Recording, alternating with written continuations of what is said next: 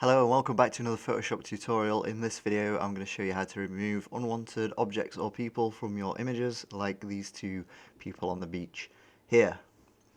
So we're going to be removing these from this image. So to start with, choose your quick selection tool over on the left here.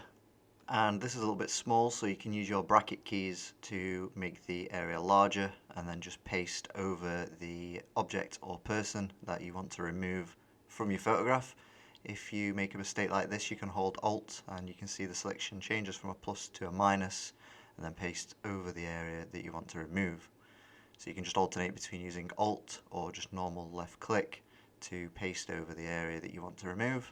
After you've done this, click on Select, Modify, and then Expand, and we'll be expanding that selection area slightly. Usually somewhere between 8 and 12 pixels works well.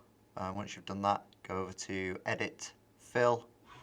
Make sure the contents is set to Content Aware, and then hit OK. Give it a second, it'll think about it, and there you go, it'll remove your selection from the photograph and it'll try and replicate the background to fill that in with. I hope you found this useful. If you did, please do subscribe and I'll catch you in the next one.